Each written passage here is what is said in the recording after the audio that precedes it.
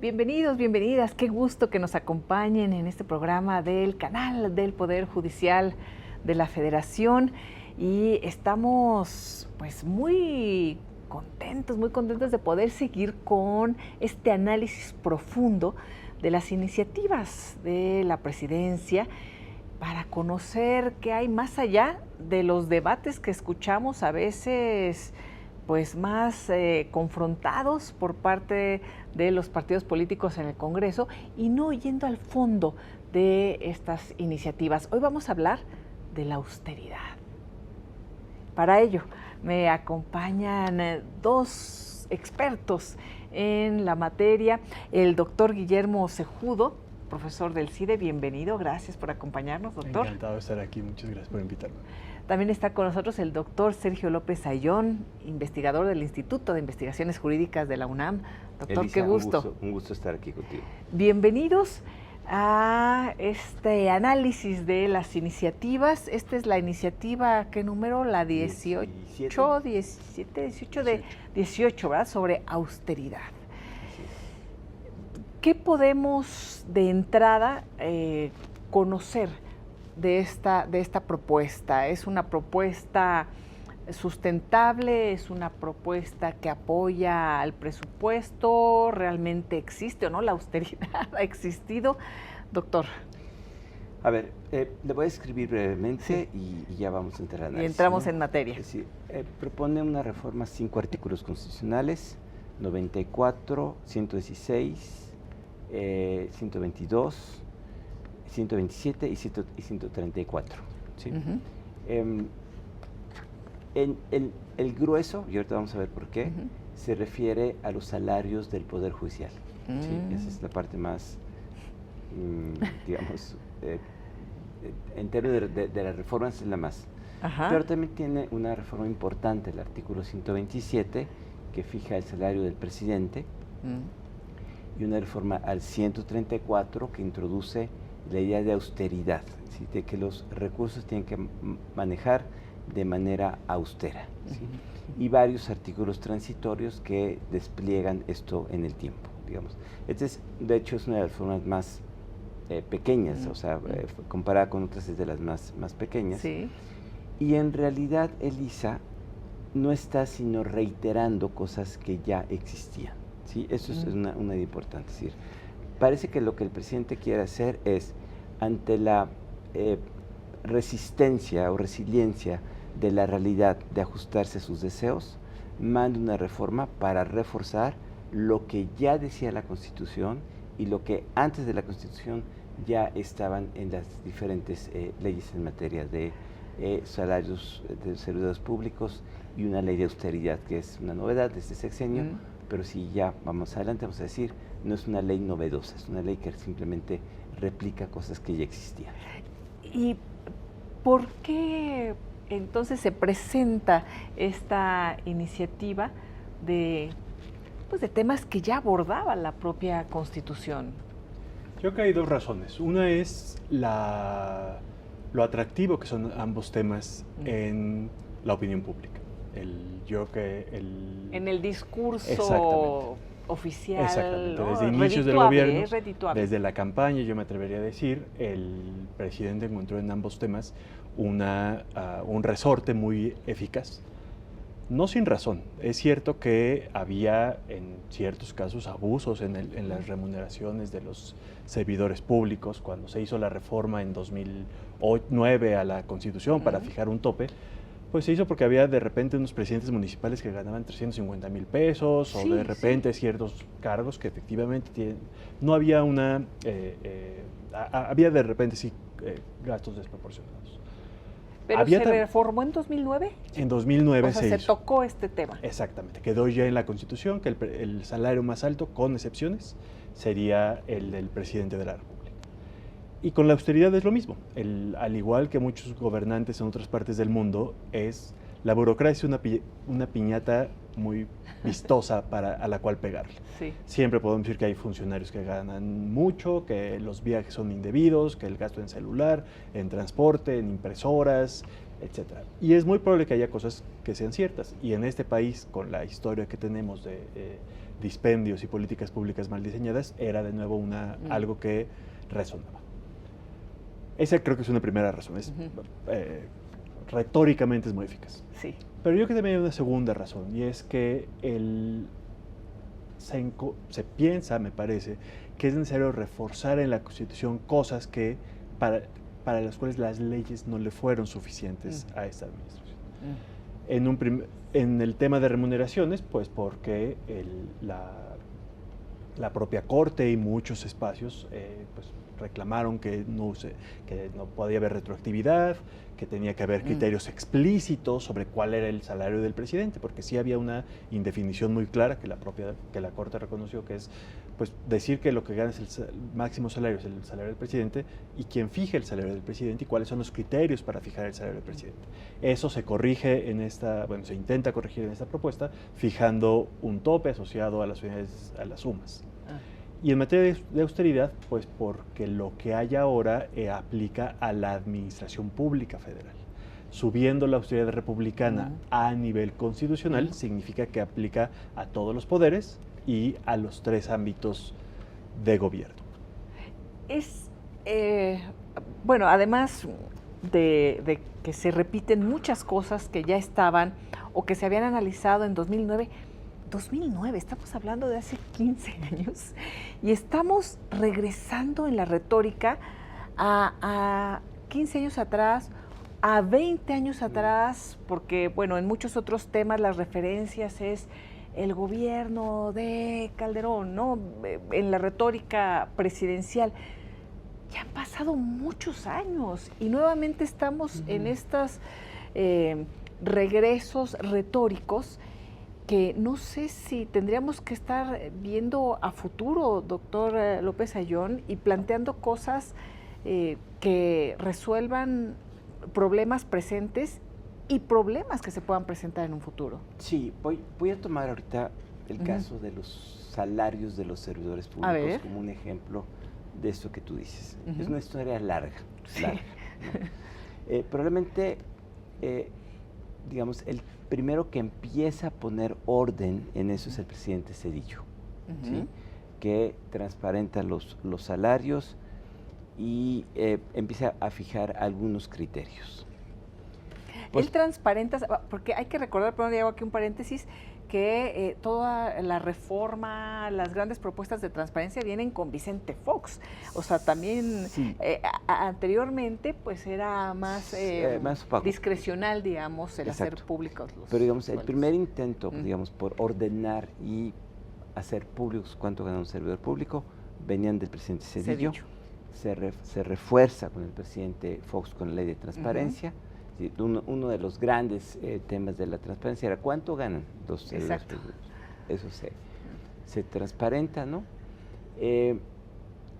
Y posteriormente el presidente Calderón, que se había ya dado percatado pues que había una gran cantidad de excesos, pone ya en la Constitución el tope, diciendo nadie puede ganar más que el presidente de la República. Bueno, Calderón. Y eso es lo que va a reiterar ahora, pero vamos a ver un poquito ahora.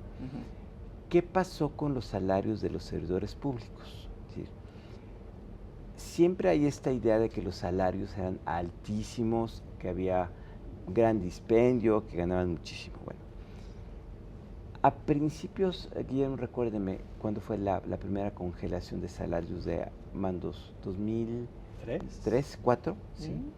En 2003, 2004, el presidente Fox y después el presidente Calderón congelan los salarios de los servidores públicos.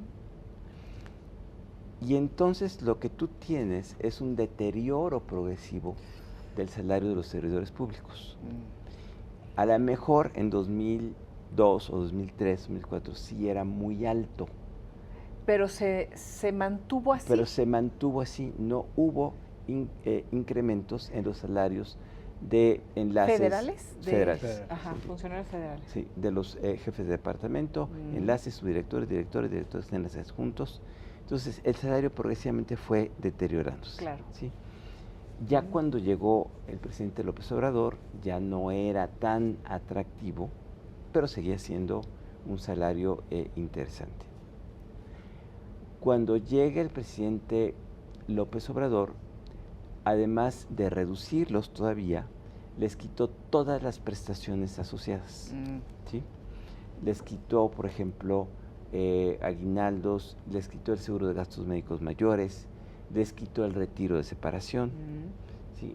Y entonces los salarios dejaron de ser competitivos. ¿Sí? Entonces, digamos, ya ahí hay un problema importante de competitividad. ¿Por qué? Sí. Porque el servidor público, sobre todo los mandos medios y altos, en muchos casos es personal que tenía un grado de especialización, de profesionalización alto, técnico, y si tú comparas esos salarios con el mercado, sobre todo, esto no es cierto en todos los sectores, pero en algunos sectores, evidentemente ya no era un salario competitivo. ¿Sí? Pero había gente que decidió tomar... Decía, bueno, está bien. Ahora bien, y aquí viene lo que te decía, hay una pregunta subyacente, ¿cuánto debe ganar un servidor público? Es decir, ¿cuál es el salario que debería ganar? ¿Cuánto es bueno? ¿Cuánto es justo? Pensando ¿Cuánto es...? en el nivel de responsabilidad que tiene un director general o un secretario o un subsecretario. Es decir, que no es un elemento menor. Sí. Además, lo han comparado con los sueldos internacionales, ¿sí? Pero hay muchos factores que pueden incidir en ese elemento. Si esta reforma pudiera ser virtuosa, que a lo mejor podría ser, lo que tendríamos que estar haciendo es un ejercicio para determinar los parámetros de cuánto debe ganar un servidor público. Y de hecho, en el CIDE hicimos un estudio al respecto. Ahorita te voy a dejar que, Guillermo, ¿sí? En todo caso, lo que no parece muy sensato es fijarlo como lo fija esta propuesta, en un número, ¿sí? 74 unidades medidas de actualización, que son como 248,000 pesos, ¿sí? 248,000 pesos. ¿Es el máximo? Es el salario del presidente, ¿sí? Es el salario del presidente. Okay. Aquí, ¿Y salario nos estamos refiriendo a qué? Al salario. No está considerando, en el caso del presidente, todo lo demás. Las prestaciones, los seguros, la vivienda, el vestuario. Sí, exactamente. Okay. Sí. Sobre todo eso, sí. La vivienda, los coches, el servicio, la comida, ¿sí? Para él, para su familia, ¿sí? Entonces, ya ahí hay un problema. La seguridad. ¿Sí? Sí. De hecho, bueno, déjame decir, resumiría, hay dos preguntas. ¿Por qué el presidente es el tope? Exacto. Bueno, yo empezaría por, o sea, esa era una duda de decir, ¿realmente el presidente es el que más tiene que ganar en México? No, yo creo que hay dos, me parece, discusiones equivocadas que arrastramos efectivamente desde hace 15 años sobre las remuneraciones de los servidores públicos. Oye, perdón, para empezar, ¿que no hay tres poderes? Digo, pero... Sí, una es esa, la primera es cuál es el parámetro. Y yo creo que es un error pensar que el salario del presidente debe servir de parámetro, por varias razones. Una, ya la adelantabas, es el presidente gasta cosas distintas de las de su salario.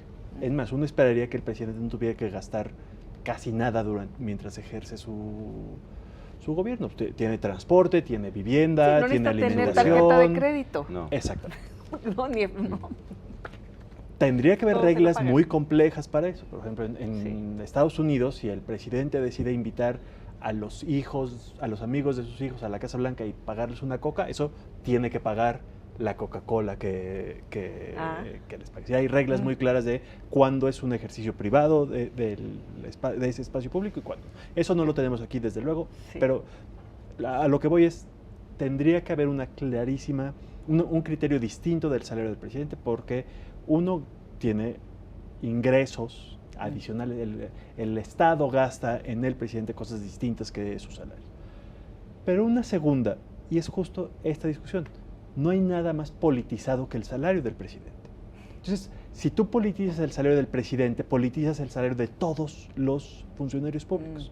Cuando el presidente saliente anunció que se iba a reducir el salario a la mitad, lo que esa implicación que era una decisión política, pero tuvo efectos en las remuneraciones de todos los servidores públicos. Le fijó topes a los los ingenieros militares especialistas, le fijó topes a los médicos de los institutos nacionales, puso límites a lo que podría ganar, porque no solo es el tope del presidente, sino luego nadie puede ganar más que su superior.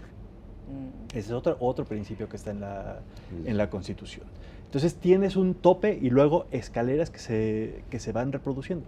Pero hay espacios donde tú necesitas salarios diferenciados. Hay espacios muy técnicos. Si hay alguien que se ha preparado por más tiempo, que tiene un nivel educativo superior, por ejemplo, a su superior. Exacto, y ese evidentemente ¿Debe ganar más o no debe de ganar más? Y es una discusión muy compleja de llevarla al terreno político-electoral. Sí. Porque desde luego y siempre va a ser más eficaz decir, bájense los sueldos.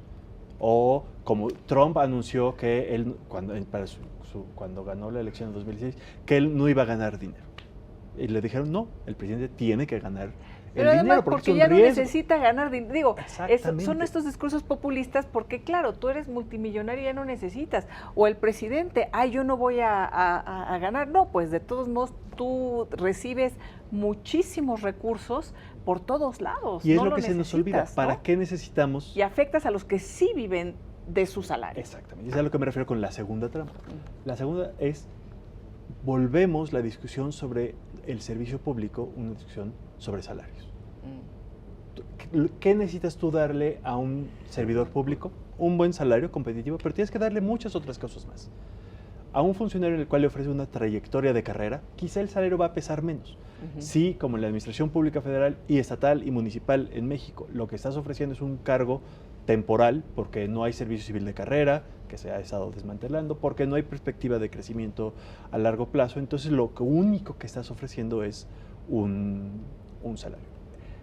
Jalar la discusión a las remuneraciones me parece una forma muy fácil de evadir la discusión más seria que deberíamos tener, que es cómo construimos una política de recursos humanos que tenga como componente una regla sobre remuneraciones, pero no tener como en el centro del huracán la discusión sobre las remuneraciones y en particular la del presidente, porque entonces desvías todo el foco de atención, politizas la discusión y pierdes la capacidad de poner atención a los otros temas de cualquier política de recursos humanos que se necesita. Sí, a ver, nada más. Sí. Es que la administración pública es una organización muy compleja. Tú tienes que tener ingenieros, médicos, especialistas en administración pública, expertos, ingenieros eléctricos, expertísimos en temas de distribución de energía eléctrica, ingenieros hidráulicos que sepan operar presas, economistas que sepan determinar cuáles son los mercados relevantes para efectos de competencia. Es decir, si tienes una gran cantidad de posiciones que requieren un grado de especialización muy alta, ¿no? ¿Cómo lo han resuelto en otros países, Elisa?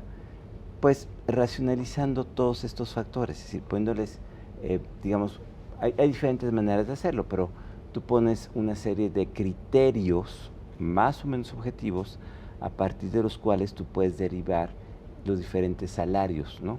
Y como tú dices, no nada más hay ejecutivo, hay jueces, ¿no? ¿Cuánto debe ganar un juez, un magistrado, un ministro? Sí.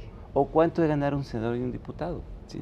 Yo no recuerdo si cuando entró a la presidencia Andrés Manuel López Obrador dijo que él no iba a ser el hombre más importante.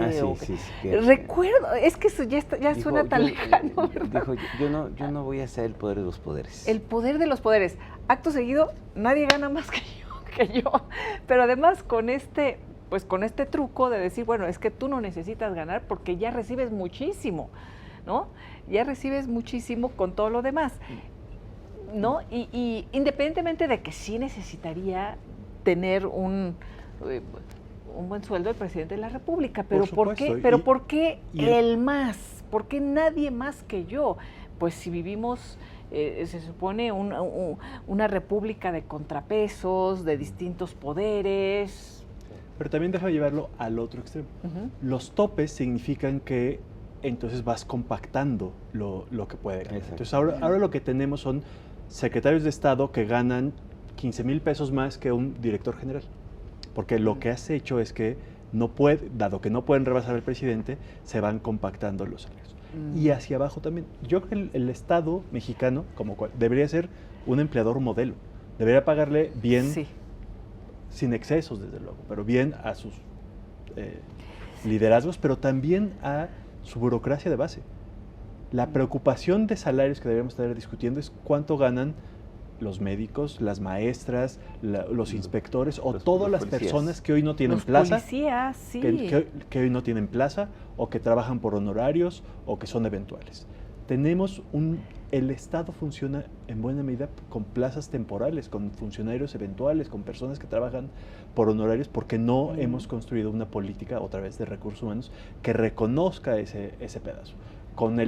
Todos jalados por el reflector del salario del presidente, se nos olvida preocuparnos por los salarios del conjunto de la administración. A ver, y yo preguntaría, con estas políticas de austeridad republicana, honestidad valiente, con todas estas frases y todas estas medidas, ¿ha habido austeridad en este sexenio?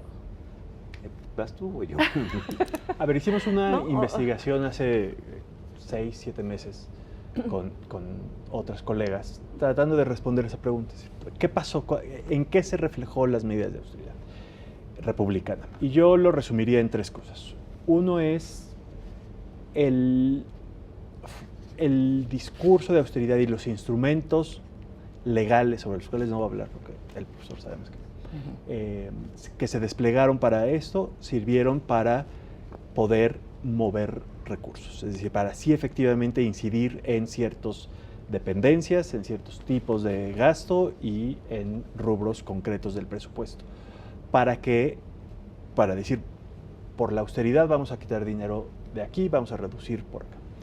Pero no ha sido una austeridad dirigida a un gasto más eficiente o a una reducción de los topes del gasto en personal o de los topes del gasto total, sino una reasignación. Lo que ha ocurrido es que dinero que se quita a gasto operativo de Conagua, de Conafor, de los hospitales nacionales, se va a gasto operativo o de infraestructura de proyectos prioritarios. ¿Tren Maya? Tren Maya o exactamente. Dos Bocas. Refinerías, aeropuertos. Sedena. Hay ganadores claros y hay perdedores claros. Economía. Es decir, no es que exista una mayor austeridad, sino se recanalizó el recurso, los recursos. Y ahí alguien puede decir, como se ha dicho y se reaccionó a esas investigaciones, pues está muy bien, se puede mover dinero de un lado a otro, es un gobierno con un mandato democrático, y es cierto, con un pequeño detalle. Quien asigna el presupuesto es el Congreso de la Unión.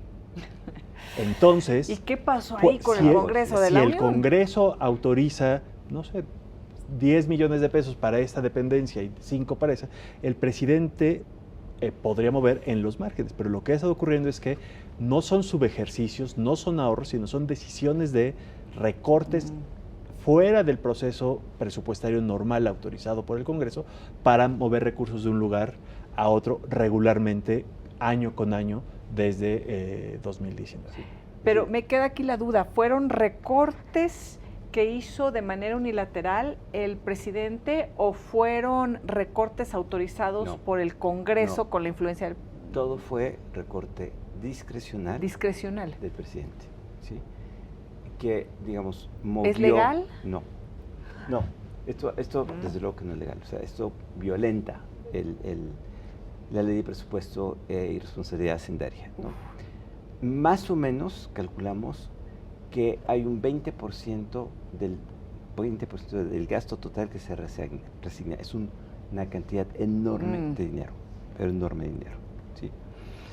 Con efectos muy diferenciados, Elisa, y esto es muy importante de entender. Es decir, hay secretarías que se quedaron, déjame decirlo así, literalmente en los huesos. Tenían para pagar nómina y poco más. ¿Cómo? ¿Sí? ¿Cuál? Turismo. Economía. ¿Economía? Relaciones exteriores, ¿sí? Que básicamente no podían hacer nada más porque no tenían ni un peso. No tenían margen de acción, de maniobra. ¿Sí? En cambio, hay otras secretarías, particularmente la Secretaría del Bienestar, a la cual creció en 20,000 plazas. De bienestar. Claro, son los servidores de la nación. A quienes en época electoral hemos visto desplegados ampliamente en todo el territorio nacional, ¿no? Sí, entonces, este es un efecto muy, es decir... perverso. Pues sí, perverso, y sobre todo hecho al margen. Incluso, cuando en alguna ley... ilegal, sí. El presidente decía, los ahorros de esto, de estas medidas, vamos a utilizarlos para... no me acuerdo qué sea, para el Fondo del Bienestar, o no me acuerdo qué. Cuando el asunto llega a la Corte, le dice al presidente, espérate, esa fracción es inconstitucional porque el único poder que tiene la facultad de determinar el gasto es el Congreso. Es la Cámara de Diputados. Sí, la Cámara de Diputados. Ahora, es cierto que López Obrador no es el primero que hace eso. Siempre había pasado. ¿Sí? Largo camino andado. Largo camino andado. Sí. Pero también es cierto que nunca había pasado ni en el volumen, ni en la magnitud, ni en, digamos, la capacidad discrecional de hacerlo. ¿Sí? Y además con un discurso en donde dice, yo soy austero y tengo un enemigo, en este caso, que es quien me pone un freno a estas acciones que yo quiero hacer. También juega el discurso político. Vamos a hacer una pausa y volvemos con la segunda parte de esta interesante charla, en donde, pues bueno, estamos hablando de la austeridad y nos está llevando a rincones del conocimiento muy preocupantes de lo que realmente ha sucedido en este sexenio, y que pues al final de este mandato el presidente vuelve a enviar las iniciativas de reforma constitucional, que además, pues bueno, requiere una mayoría calificada y difícilmente las conseguirá si en la próxima elección no logra también otro de sus planes. Pero de ello hablaremos después de esta pausa.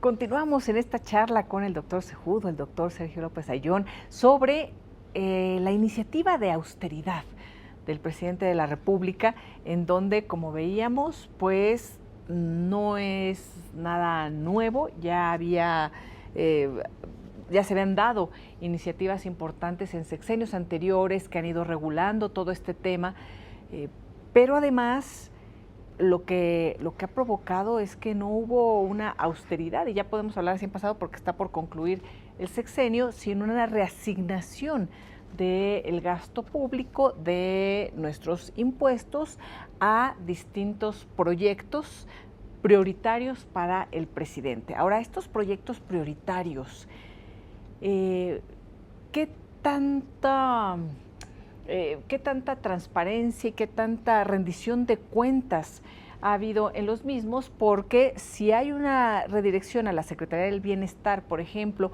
o a los proyectos que ahora maneja la Secretaría de la Defensa Nacional o la Marina, ¿qué tanto se puede escrutar este manejo de los recursos públicos? Yo creo que esa es parte de la dificultad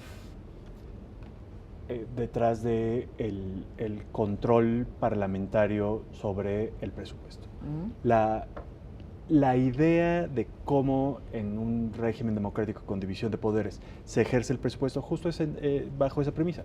La Cámara de Diputados, tras la propuesta del presidente, decide a dónde van los presupuestos, montos, topes, prioridades, etcétera, y luego el Ejecutivo lo ejecuta.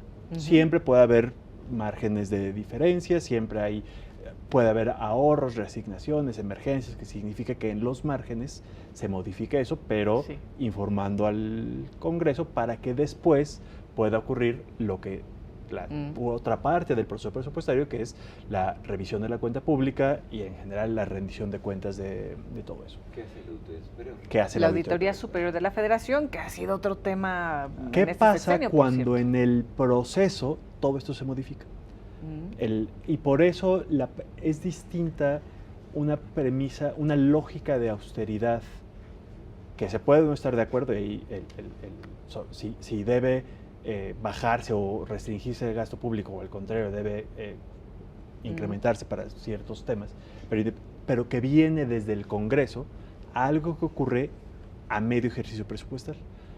Porque pasan dos cosas. Si yo imagínate que tú eres la responsable de un órgano descentralizado a quien a medio año le dicen, ¿sabes qué? Eso que habías programado ya no ocurrirá, te quitamos 30 millones porque se van a ir a una obra prioritaria. Pero tú tienes que rendir cuentas sobre tus planes que estaban aprobados a inicio de año y sobre toda la programación que hiciste pensando en lo que el Congreso dijo que ibas a ejercer. Entonces, cuando ¿Y qué pasa? No se cumplen las metas, hay una argumentación perfectamente válida, pero al mismo tiempo muy preocupante, que es, pues es que me quitaron, se me retiraron los recursos. Me quitó el recurso. Y al revés, cuando este dinero se va a otros espacios que no estaban programados, planeados, por eso es me dedico a estudiar administración pública. Entonces, cuando yo digo burocracia, nunca será en un sentido negativo, pero es cuando tenemos todos estos procesos burocráticos aburridísimos se tiene que planear, programar, asignar a partidas específicas, es justo para permitir no solo un ejercicio que esté guiado por las decisiones del proceso parlamentario, sino también para asegurar una rendición de cuentas adecuada. Cuando esto se rompe a medio camino, dificulta todo eso, porque el dinero ya no está donde estaba asignado originalmente y por lo tanto los planes y los programas no hay ninguna posibilidad de que haya un vínculo directo con el presupuesto para rendir cuentas sobre el conjunto. ¿Y qué ha pasado con lugares en donde pues el presupuesto tiene un impacto, pues lo voy a decir así, de vida o muerte? Por ejemplo, en la población, ¿qué ha sucedido con recursos a la salud, por ejemplo? Y lo comento por esta investigación fantástica que hizo Nayeli Roldán hace poco, en Animal Político se publica, en donde habla de lo que ha pasado en el sector salud. Bien. Y eso me permite profundizar un poquito más en la idea de austeridad. Sí. ¿Cómo se traduce la idea de austeridad? Cuando uno lee la ley de austeridad republicana, ¿sí? Lo que dice son un montón de generalidades y luego lo traduce y se ha traducido en algunas medidas básicamente que reducen el gasto corriente, es decir, el gasto que tienen las organizaciones gubernamentales para pagar la luz, el agua, para, digamos, mantenimiento, para compras, para adquisiciones, ¿no? Y también otra de las piezas ha sido la consolidación de compras gubernamentales, ¿sí? Antes, más o menos, cada quien compraba, ¿sí? Tenía sus procesos de licitación. Ahora, desde el inicio del proceso, el presidente López Obrador dijo, se van a consolidar las compras, primero en la Secretaría de Hacienda, ahora en la Secretaría de Función Pública. Concentra todo. Concentra todo. Y básicamente ahí está tu explicación. Es decir, ¿por qué querían concentrar? Pues porque querían reducir, era la lógica, ¿no? Si yo compro y no hay corrupción, entonces voy a comprar más. Lo que pasa es que el proceso de compra es muy complejo, muy complejo, requiere de características técnicas, entonces no pudieron comprar, ¿sí? El desabasto de medicinas se debe, entre otras razones, básicamente a un problema de falta de adquisición a tiempo de los productos. Bien, o porque compraban tarde, porque el mercado no proveía o se tardaba en proveer esos insumos, o porque la distribución, que antes tenía ciertas características, no necesariamente muy buenas, ¿sí? Pero sucedía, ¿sí? Entonces, esta austeridad se va a traducir en falta de capacidad de las organizaciones de cumplir sus objetivos en tiempo y forma. Porque precisamente eso sería el objetivo de la austeridad, exacto, poder cumplir de mejor manera nuestra obligación. Pero no se traduce en eso. Pero no nada más en medicinas. Piensa, por ejemplo, en la CONAFOR, ¿sí? Pues no tenían dinero para pagar los incendios, ¿sí? O en otras muchas organizaciones esto fue, digamos, en turismo, por ejemplo, ¿no? Que se queda una secretaría. ¿Por qué importa? Pues porque el turismo es una fuente de ingresos muy importante, entonces no había promoción porque no había condiciones para hacerla, ¿no? O en becas que se reducen, en fin. Ahora, ¿por qué lo sabemos? Muy fácil, Elisa, ¿no? Porque si la austeridad hubiera significado ahorro, hubiera querido decir menos presupuesto. Y no hay menos presupuesto. El presupuesto ¿Es igual? se ha incrementado. ¿Es mayor? Es mayor. Y en concreto... Incluye el presupuesto en personal. Sí. O sea, ¿gastan más de nuestros impuestos? No, sí. De lo que se gastaban, es decir, el presupuesto nos cuestan más. El presupuesto general. ¿A la ciudadanía? El presupuesto general se ha incrementado y en concreto el presupuesto del capítulo 1000, que quiere decir sueldos y salarios, no se redujo muy poquito, 0.4%. 0.4. Entonces, todo este desmantelamiento que se hace del aparato burocrático más o menos profesional que existía, porque más o menos se pierden la mitad de los puestos de directores generales adjuntos, directores generales, jefes de unidad, sí, más o menos la mitad desaparece. ¿La mitad? Más o menos, sí, ¿verdad? 40 y tantos % desaparecen. En realidad eso no se va a reflejar en menos gasto porque el dinero se reasignó para contratar a muchos más puestos de baja jerarquía, digamos, en la administración burocrática, insisto, ¿no? Y además en los rubros que interesaban. Y en los rubros que interesaban al presidente. Al presidente. Exactamente.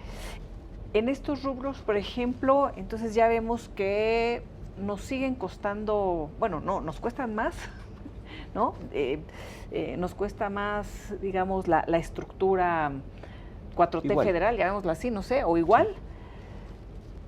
¿Con qué resultados?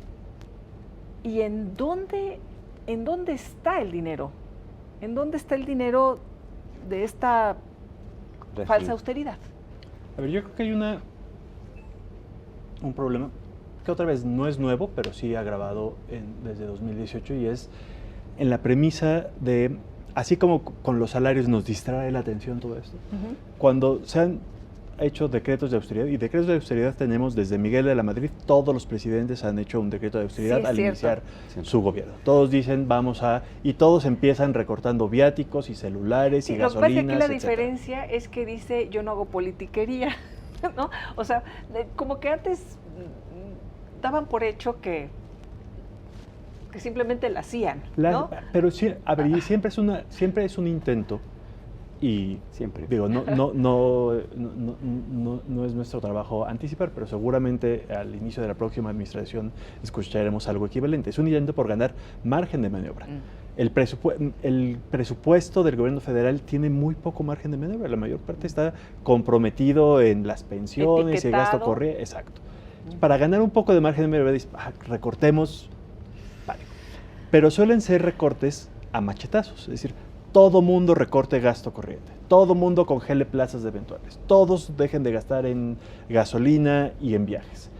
Pero es muy distinto cómo funciona eso en dependencias y entidades del sector público. No es lo mismo administrar un hospital nacional que administrar el Fondo de Cultura Económica, que administrar un centro público de investigación, que administrar Correos de México o la Dirección General de lo que tú quieras. Las necesidades de gasto son diferentes. CONAFOR necesita combustible, mucho. A lo mejor tiene sentido recortar el combustible de algún director general en la Secretaría de Gobernación. Claro. Pero quienes hacen trabajo en el campo necesitan gasolina. Otros necesitan viajar, otros necesitan mucho impresora y tinta de impresora por el trabajo que hacen regularmente. El problema cuando tienes estos decretos que a rajatabla es que por definición les van a quedar muy mal a unos y muy bien a otros. Y complica la operación y genera unas ineficiencias administrativas, organizacionales brutales, porque cada dependencia tiene que empezar a ver cómo le va a hacer para tratar de darle la vuelta, para poder seguir haciendo su trabajo pese a estas restricciones. Porque Sí. si al Fondo de Cultura le dices, ya no puedes traducir porque qué desperdicio que se traduzca, pues el Fondo de Cultura lo que hace es, bueno, lo que hacía era traducir. Otros que compran libros en el extranjero porque son universidades o centros de investigación. Otros gastan mucho esencialmente en personal, porque el principal labor de eso es tener personal. Entonces, además del costo financiero, y esto es quizá donde quiero ir, hay un costo de reajuste que genera disfuncionalidades organizacionales que complica la consecución de los objetivos del gobierno, por cierto. Sí. Es el gobierno poniéndose topes, trabas para hacer su propio trabajo. Te doy 2 ejemplos así muy fáciles para entender. Gastos de mantenimiento, 0. ¿Sí? ¿Qué pasa? Pues las instalaciones se deterioran, ¿sí? Y luego, al cabo de 5, 6, 7 años, tú ve a cualquier clínica del IMSS, tú ve a cualquier... Los elevadores, ¿no? Bueno, Lo vimos registramos cosas así, o los techos desplomándose. O, por ejemplo, inversión en gasto de tecnologías de la información, 0 o concentrada. ¿Sí? Cuando entonces, y ahora que tengamos que ir hacia un gobierno que va a tener que utilizar las tecnologías, pues no hay, ¿no? ¿Te acuerdas? Se cayó Compranet. Sí. Bueno, falta de mantenimiento, no se compraron licencias, ¿sí? Porque no había dinero, ¿sí? Este es un poco el panorama que vemos de conjunto, ¿no? Ahora, ¿va a tener la iniciativa de austeridad una gran efecto? Sí puede tenerlo, porque, como decía Guillermo, antes estaba limitado al gobierno federal. Al llevarlo a la Constitución y al facultar al Congreso a emitir una ley general de austeridad, ¿sí? Lo que va a hacer es, digamos, lo va a poner así para simplificar, este ejercicio discrecional del gasto de recortar donde yo quiero, ¿sí? Se va a amplificar a todos los niveles de gobierno y a los 3 poderes. ¿Sí? O sea, ya los gobernadores también podrán discrecionalmente decir, yo te voy a quitar aquí y coloco acá. Exacto. Por ejemplo. Y al final del día, yo creo una oportunidad desperdiciada. Yo creo que si vamos a tener una discusión de qué poner en la Constitución para la administración pública, tendríamos que estar discutiendo cuál es la administración pública que un país democrático, moderno, entrando casi al segundo cuarto del siglo XXI necesita. Que no es solo uno en el que nadie gane más que el presidente y que tengas líos para comprar tinta y gasolina. Sí. El país no ha tenido esta discusión sobre cuál es la administración pública desde los años 70, cuando el presidente López Portillo dijo que necesitábamos una organización con entidades centralizadas y paraestatales, y hizo una ley orgánica, pero ese era un país distinto, donde había no teníamos los desafíos organizacionales, administrativos, tecnológicos que tiene la administración y por eso tenemos una operación cotidiana de la administración pública muy jalada por patrones, pues, si no ya caducos, muy cerca de hacerlo. Un papeleo enorme para poder tratar de resolver cualquier cosa, y una inflexibilidad terrible para responder a problemas emergentes o para atender a desafíos que no estaban previstos hace poco. Por ejemplo, Guillermo, o sea, ¿qué ha sido pues importante atender Déjame ponerte el ejemplo que lo vemos todos los días y regularmente en las plazas del país. Cuando un gobierno requiere acercarse a sus ciudadanos, en el siglo XIX lo que hacíamos era decirles: ciudadanos, busca tu gobierno. La única forma de hacerlo era ve y plántate afuera del Palacio Municipal o en la entrada. Hoy seguimos viendo en las plazas públicas que cuando un adulto mayor necesita inscribirse al programa de pensión universal, tiene que hacer fila durante horas en los parques, plazas, zócalos para poder inscribirse. Eso en el siglo XIX era la única forma de hacerlo. Hoy no es así. La mayor parte de los países, no voy a hablar de los países de la OCDE, de los países de América Latina, tienen sistemas de información que lo que hacen es que ya tenemos los datos de las personas y podemos acercarles y llevarles los apoyos, recursos cotidianos o de emergencia. Hoy, cuando se inunda Villahermosa, que lo hace muy seguido, o tras el huracán, la tragedia en Acapulco, como empezamos es teniendo que hacer un censo. Tenemos que empezar por, oye, ¿quién vivirá aquí?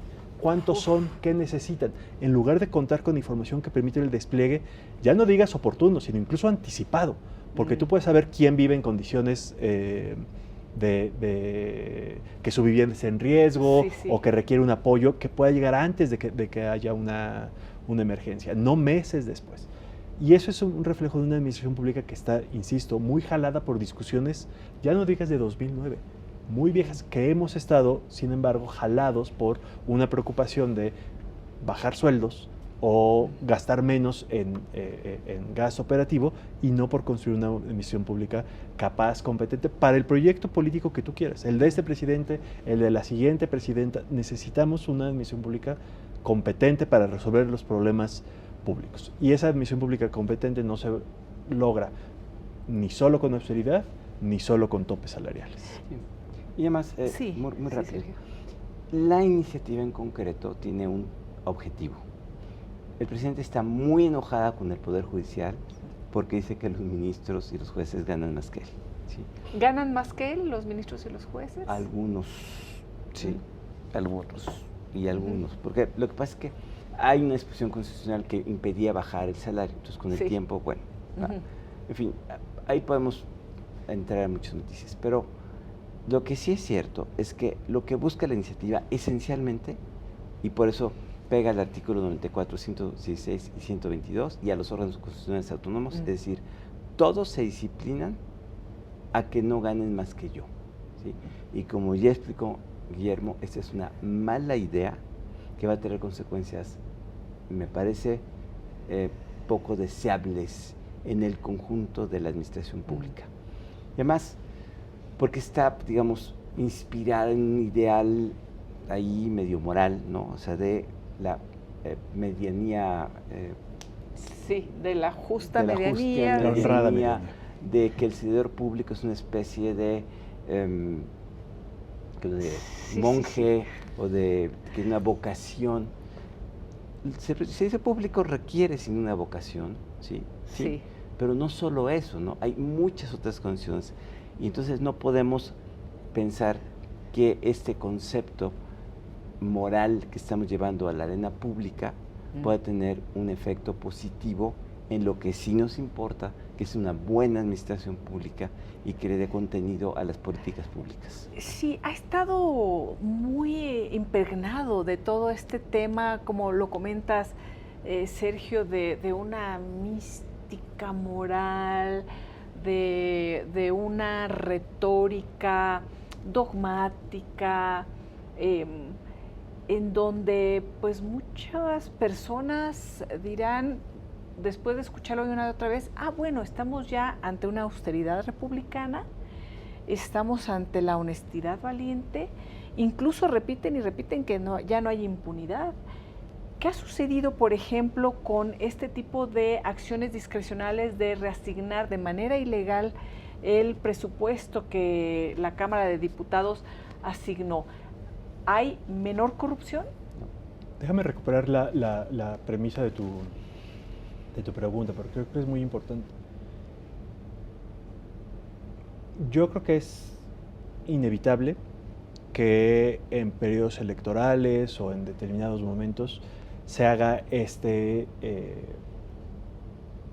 crítica al gasto excesivo de los gobiernos o a los privilegios de las burocracias, etcétera, etcétera, etcétera.